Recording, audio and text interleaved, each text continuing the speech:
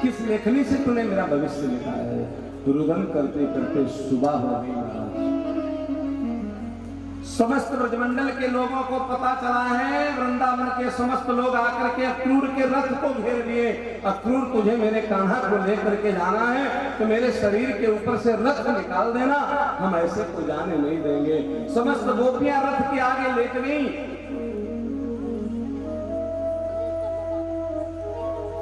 किशोरी राधा रानी एक वृक्ष की ओट लेकर के खड़ी हुई है महाराज। कृष्ण माता पिता से अनुमति मांगते हैं। नंद बाबा ने कहा कि लाला ऐसे नहीं जाने देंगे, तू वृंदावन की सीमा से कभी बाहर नहीं गया, हम तेरे साथ चलेंगे। ग्वाल बाल लाठी लेकर के तैयार हो गए। लाला जहां जाएगा मैं वहां जाऊंगा, अगर तेरे को कोई बात हो गई तो। आज यशोदा मैया रुदन करती रही। कृष्ण जैसे आज बड़ा कठोर हो गया। सुखदेव जी महाराज कहते हैं कि मक्खन को खाने वाला भी इतना कठोर हो सकता है, मैंने आज देखा।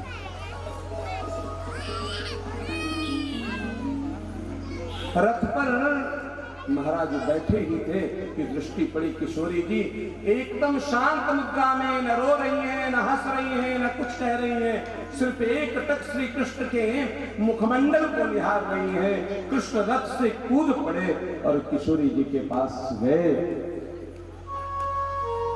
तो एक ही बात कही, कृष्ण तुम जा रहे हो ना, तो एक बात समझ लेना, तुमको बड़ा अभिमान है, तुम किसी को भी छोड़ सकते हो। तो मैं एक बात कहूं कि बाह छुड़ा के जात हो,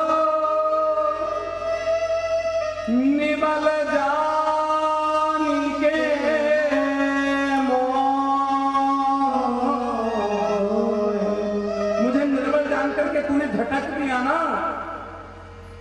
हृदय से मोरे जाइयो सबल बखानो। अपने से मेरे नाम को कभी बिलक करके देख लेना तो मैं मानूंगी कि हाँ तू कृष्ण बड़ा शक्तिशाली है। और वास्तव में रुक्मिणी से विवाह होने के बाद हम रुक्मिणी कृष्ण कितना कहते हैं, तो राधा कृष्ण है। कृष्ण के नेत्र सजल हो गए, नेत्रों को नीचे करके और कहा बस जल्दी आऊंगा।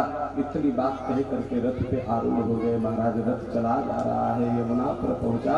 अक्रूर जी ने संध्या बंदन के लिए डुबकी लगाई है और उस डुबकी लगा करके जब अंदर गए तो देखा जिन कृष्ण बलदाऊ को हम रथ पे देख रहे हैं वो यमुना के अंदर दिख रहे हैं। बाहर आया जो यमुना में दिख रहे हैं वही रथ के ऊपर दृष्टिगोचर हो रहे हैं। महाराज समझ गए ये ईश्वर है, इसको कंस नहीं मार सकता। मेरे मन में जो भय था कि कंस इनको मार देगा तो मुझे दोष लगेगा, अब कंस इनको मार नहीं सकता।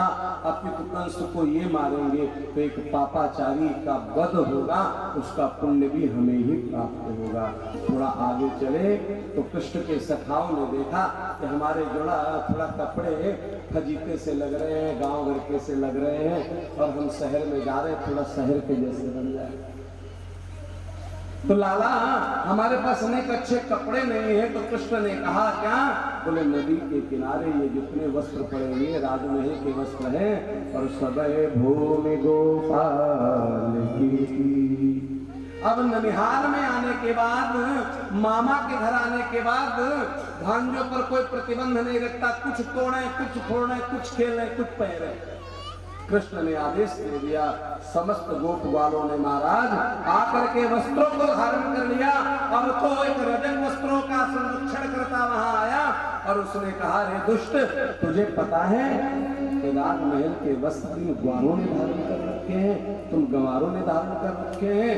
कहते भगवान कृष्ण ने एक चाटा मारा है और श्रीमान जी जय जय श्री राधे। थोड़ा और आगे बढ़े तो एक दर्जी मिला है, उसने भगवान के ग्वाल वालों के जो वस्त्र थे वो छोटे बड़े थे, उनको अनुकूल बना दिया। सुदामा नाम का एक माली है, वो मिला है। सुदामा नाम के माली ने भगवान को दिव्य माला धारण कराए हैं, वनमाला धारण कराई है। थोड़ा और आगे बढ़े तो भगवान ने देखा एक स्त्री चली जा रही है, 3 जगह से टेढ़ी है महाराज, लंगड़ा रही है। भगवान ने आवाज दी, ए सुंदरी। अब महाराज किसी का रूप बहुत दिव्य न हो, उसको कोई सुंदरी कहे तो उसको लगेगा कि मेरा हंसी उड़ाई जा रही है, मेरा परिहास किया जा रहा है। वैसे ही उस स्त्री ने जैसे गोविंद के मुखमंडल की तरफ देखा, ये तो किसी की हंसी नहीं उड़ा सकता, ये तो जीवन को संवारने वाला है। मुखमंडल को देखती ही रह गई। भगवान ने कहा,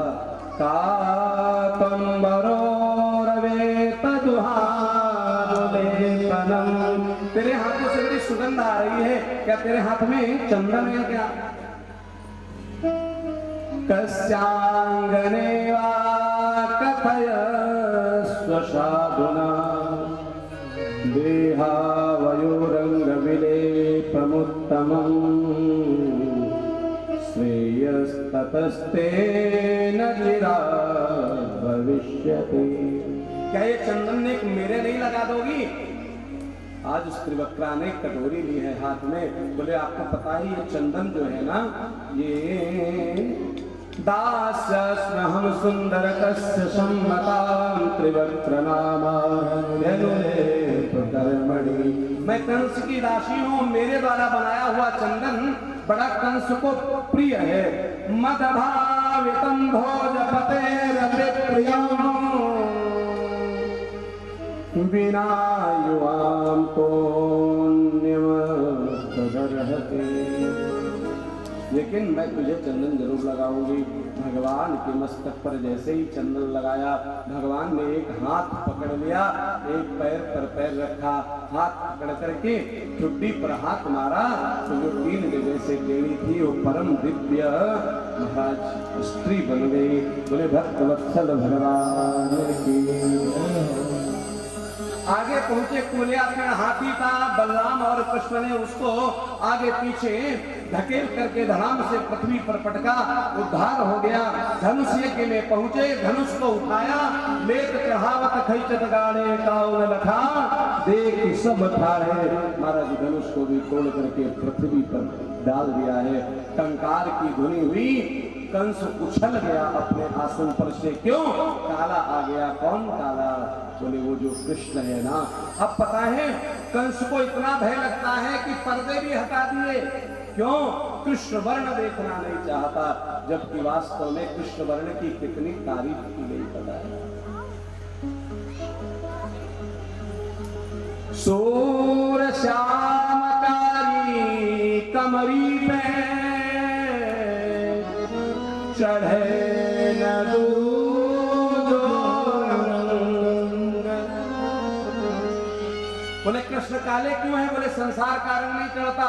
सफेद पे कलर कर दो, लाल पे कलर कर दो, पीले पे कलर कर दो, नीले पे कलर कर दो, काले पर कोई कलर नहीं कर सकते। अर्थात वो पक्का कलर है।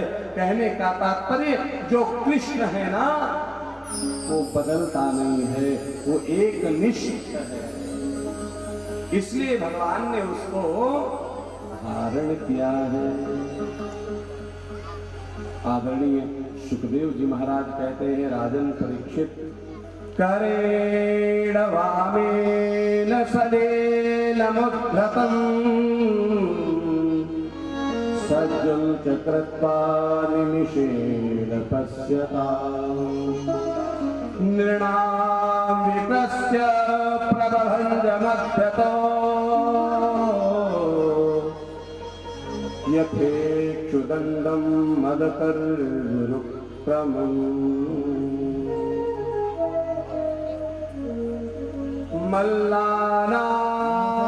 मल्लानामसनिर्णां दलवरः स्त्रियास्मरोर्तिमान्। कंस की सभा में भगवान पहुंच गए और कैसा भगवान का स्वरूप है। बोले जाकी रही भावना प्रभु दिन पैठ